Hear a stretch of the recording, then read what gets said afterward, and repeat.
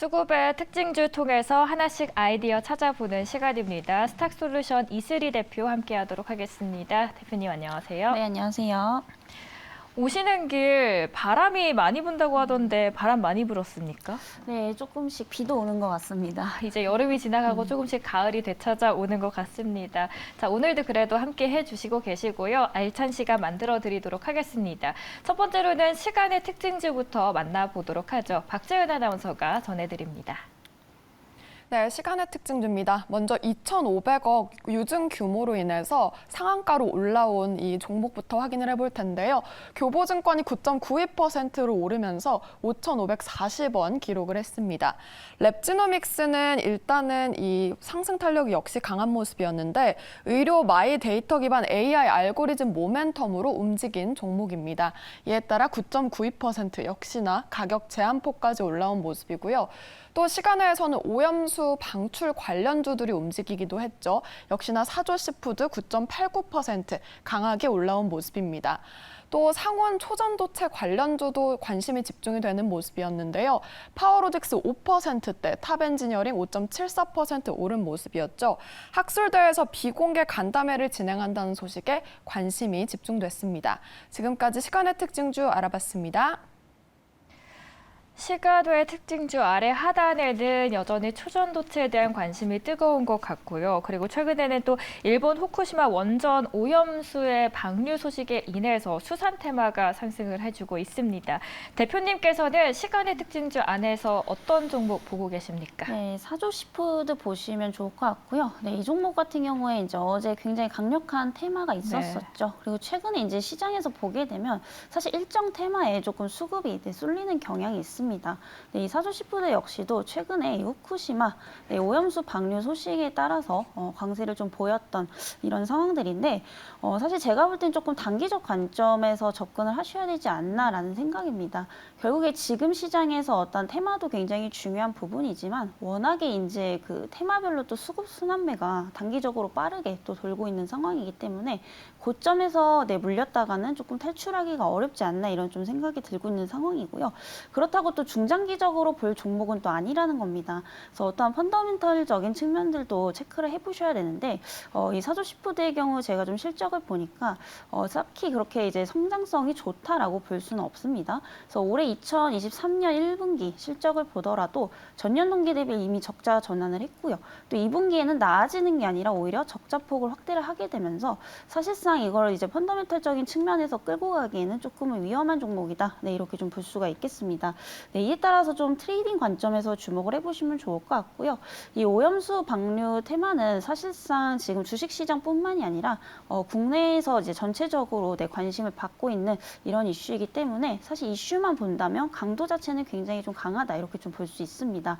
이에 따라서 단기적으로 좀 수급은 쏠릴 수 있다라는 점을 감안해 본다면 짧은 매매 전략이 좀 유효하겠다라고 보여지고 있는 상황이고요.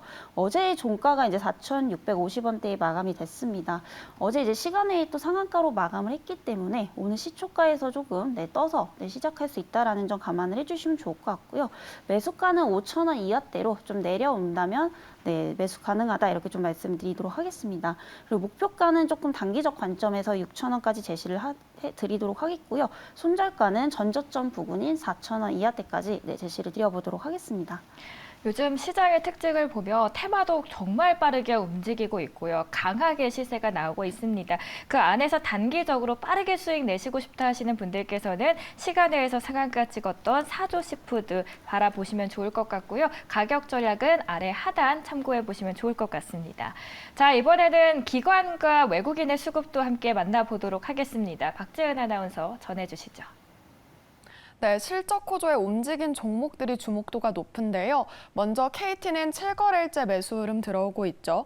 불확실성이 걷히기 시작하는 국면이다라고 보여지고 있습니다. 다음으로 콘텐트리 중앙은 3거래일째 매수 들어오고 있는데요. 최근 흑자 전환에 성공을 했죠.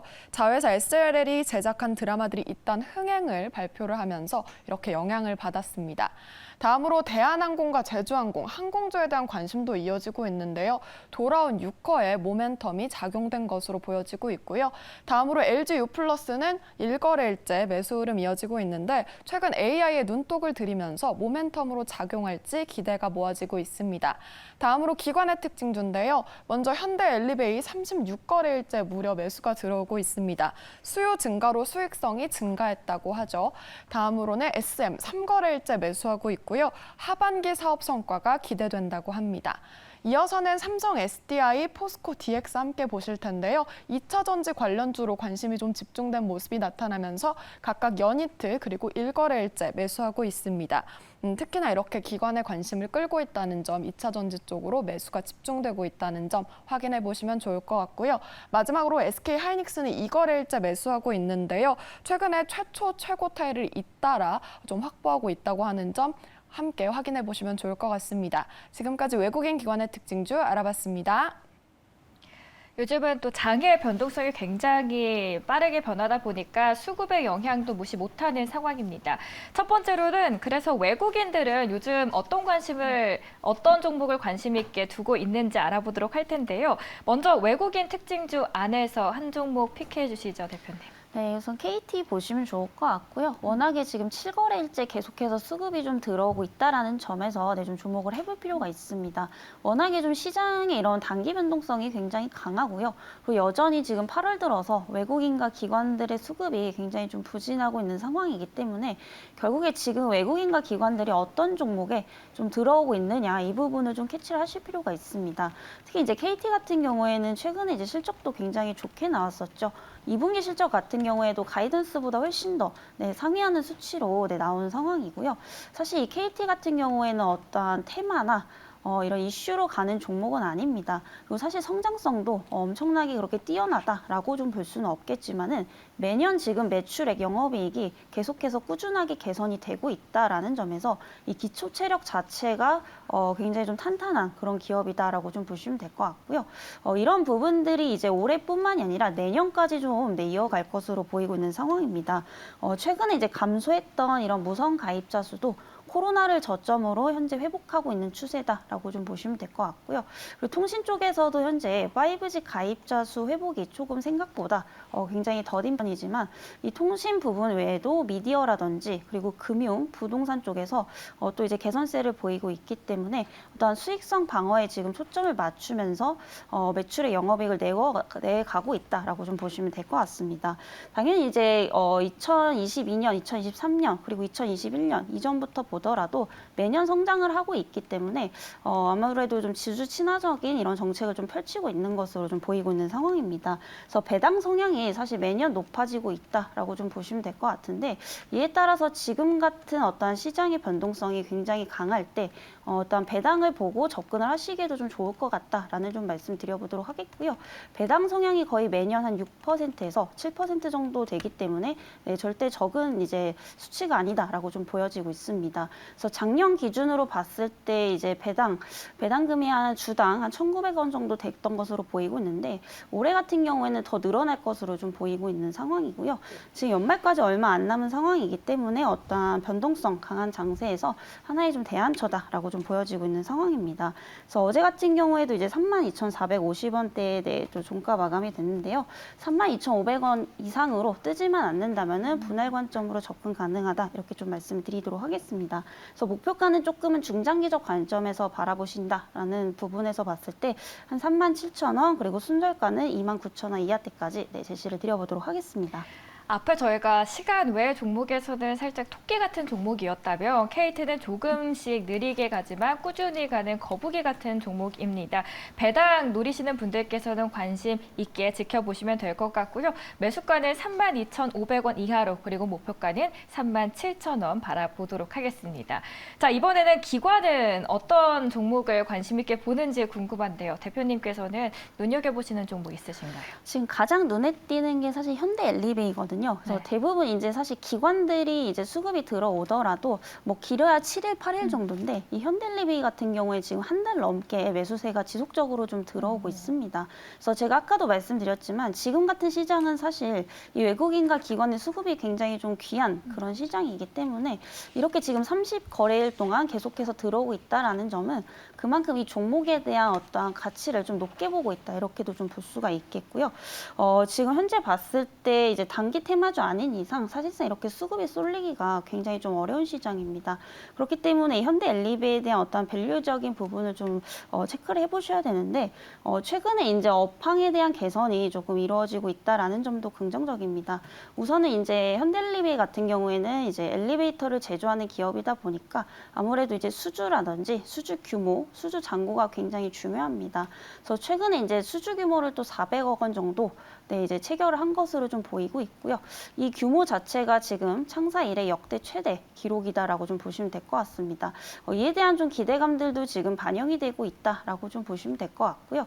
그리고 이제 엘리베이터 산업에 대한 어떤 수요도 좀 증가를 하고 있는 것으로 보이고 있습니다. 지금 현재 이제 국내 같은 경우에도 이제 리모델링 수요가 굉장히 많이 늘고 있고요. 또 이제 엘리베이터 특성상 유지라든지 보수가 굉장히 좀 많이 들어가는 상황이기 때문에 그만큼 앞으로도 교체 수요가 좀 증가를 할 수밖에 없다라고 좀 보시면 될 것 같습니다. 가장 무엇보다 좋은 것은 결국에 이 종목이 저평가되어 있느냐 이 부분을 좀 보셔야 되는데 사실 동종업계 대비해서도 굉장히 좀 저평가되어 있는 수준입니다. 그래서 사실 동종업계랑 좀 비교를 해봤을 때 현재 평균 한 PER 30배 정도 나온다라고 좀 보시면 될 것 같은데요. 이 현대엘리베이 같은 경우에는 현재 아직까지도 PER이 10배 미만으로 굉장히 좀 저평가된 상태다라고 좀 보시면 될 것 같습니다. 게다가 사실 국내 점유율 1위 기업이기 때문에 사실상 이 분야에 있어서 거의 뭐 대장주다라고 좀 보시면 될 것 같고요. 아직까지도 좀 추가 상승 여력 충분하다라는 점에서 좀 주목을 해보시면 좋을 것 같습니다. 그래서 어제 종가가 46,900원에 이제 마감이 됐는데요. 사실 이제 단기적으로 또 너무 많이 올랐기 때문에 시장이 흔들린다면 차익 실현 매물들이 좀 충분히 나올 수 있습니다. 그래서 조금 기다리셨다가 43,000원 이하때까지 내려오신다면 분할 매수 관점으로 접근 가능하시다 이렇게 좀 말씀을 드리도록 하겠고요. 목표가는 55,000원 그리고 손절가는 조금 짧게 38,000원 이하까지 제시를 드려보도록 하겠습니다. 변동 속에 이렇게 많은 시장임에도 불구하고 수급이 무려 30일 넘게 들어왔다라는 점이 매력적인 포인트고요. 다만 현대엘리베이 이제 많이 오른 만큼 분할 매수의 관점에서 접근을 해보시면 좋을 것 같습니다.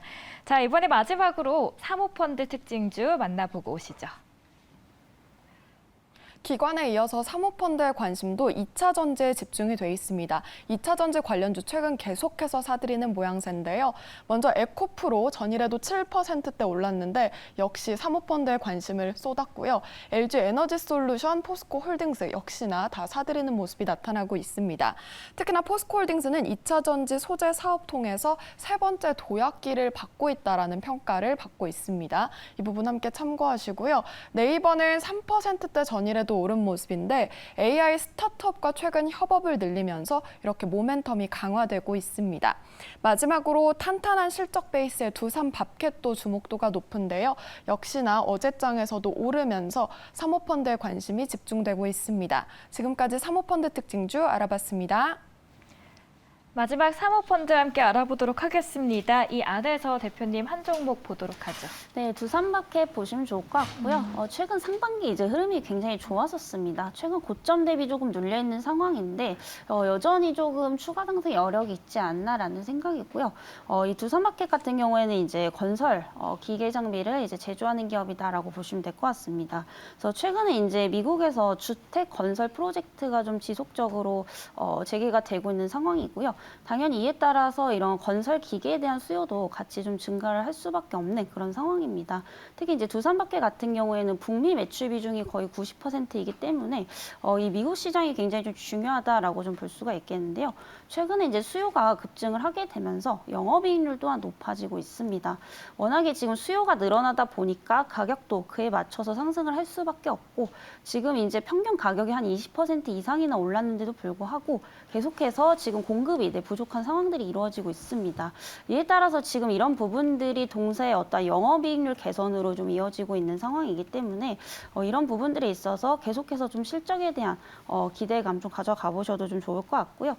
추가적으로 또 이제 인플레이션 감축 법안에 대한 기대를 좀 해보셔도 좋을 것 같습니다.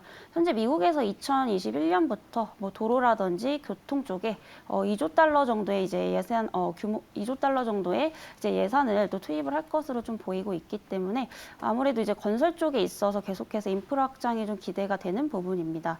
이에 따라서 당연히 건설 기계에 대한 수요도 늘어날 수밖에 없기 때문에 중장기적 관점에서도 충분히 조금 주목을 해보시면 좋겠다라는 말씀 좀 드려보도록 하겠고요. 그리고 현재 미국에서도 건물이 이제 노후화가 계속해서 좀 이루어지고 있습니다. 이에 따라서 또 리모델링 수요도 많이 늘어나고 있고 이런 부분들 역시 또 건설 기계에 대한 수요로 좀 이어질 수 있다라는 점에서 주목을 해보시면 좋을 것 같습니다. 그래서 매수가는 이제 어제 종가 아래로 조금 내려오신다면 매수를 좀 해보셔도 좋을 것 같고요. 목표가는 우선 전고점 부근인 65,000원 그리고 손절가는 5만 원 이하까지 제시를 드려보도록 하겠습니다. 네, 건물들이 노후화될 경우에는 교체 수요가 더욱더 많아지고 거기 안에서 호황을 더 누릴 수 있다라고 하면서 두산밥캐 소개를 해주셨습니다. 목표가 65,000원이고요. 손절가 5만 원 참고를 해보시면 좋을 것 같습니다. 마지막으로 이슬이 대표님의 공략주 궁금한데 어떤 기업 들고 오셨을까요? 오늘은 이제 조금 소형주 보시면 좋을 것 같고요. 유비벨록스 보시면 좋을 것 같습니다. 조금은 생소하신 분들이 계실 것 같은데 워낙에 좀 다양한 이제 사업을 하는 기업이다라고 보시면 될 것 같습니다. 그래서 뭐 IoT 그리고 인공지능을 이제 대부분의 플랫폼에 이제 탑재하는 이런 보안 솔루션 업체다라고 보시면 될 것 같은데요. 최근에 이제 실적 성장에 대한 어떤 주요 산업은 이런 스마트 카드 판매가 좀 늘어나고 있다라는 점과 그리고 추가적으로 이제 생활가전 산업 부분이 굉장히 좀 잘 되고 있다라는 겁니다. 그래서 최근 2분기 이제 실적도 사상 최대 분기 실적을 또 기록을 한 바가 있고요.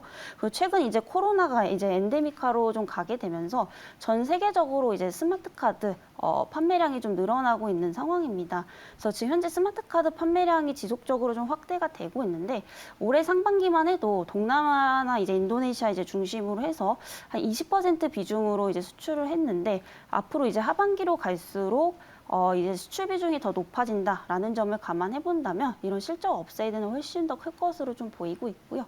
그리고 동사 같은 경우에는 이제 그 팅크웨어 모바일이라는 생활가전 이제 사업을 유통을 하는 또 이제 기업에 지분을 40% 정도 투자를 하고 있습니다. 그런데 여기서 최근에 이제 로보락이라는 이 로봇 청소기 판매량도 또 급증을 하고 있는 상황이고요. 이에 따라 지분을 지금 보유를 하고 있기 때문에 판매량이 늘어날수록 어떠한 이제 실적 부분에 있어서도 직간접적인 이런 수혜를 좀 볼 수 있을 것으로 예상이 되고 있습니다. 그래서 어떠한 전체적인 기업의 펀더멘털이 좀 강화되고 있고 이런 이제 구조적 성장이 좀 기대가 되고 있는 부분입니다. 그래서 지금 향후 이제 봤을 때 분기별로 최소 100억 원대 영업이익이 좀 창출이 가능할 것으로 좀 보이고 있고요. 일회성이 아니라 구조적으로 지금 나아지고 있는 부분들이기 때문에 충분히 좀 중장기적 관점으로 보셔도 좋겠다라는 말씀 드려보도록 하겠습니다. 현재 주가 수익 비율 또 PER도 5배 미만이기 때문에 굉장히 작지만 강한 기업이다 이렇게도 좀 볼 수가 있겠고요. 현재 이제 15,500원대에 형성이 되고 있는데 매수가는 어제 종가 이하대로 내려온다면은 분할 매수 가능하다 이렇게 좀 말씀을 드리도록 하겠고요. 목표가는 조금은 중장기적 관점에서 2만 원 그리고 손절가는 13,500원 이하대까지 제시를 드려보도록 하겠습니다. 네, 작지만 강한 종목이다. 유비벨록스 소개를 해주셨습니다. 사실 많은 분들이 좀 생소하다, 처음 듣는다 하시는 분들 많으셨거든요. 목표가로는 2만 원 제시를 해주시고 계시고요. 손절가는 13,500원 참고해보시면 좋을 것 같습니다. 지금까지 스탁솔루션 이슬이 대표와 함께 수급 이야기 나눠봤습니다. 오늘 말씀 잘 들었습니다.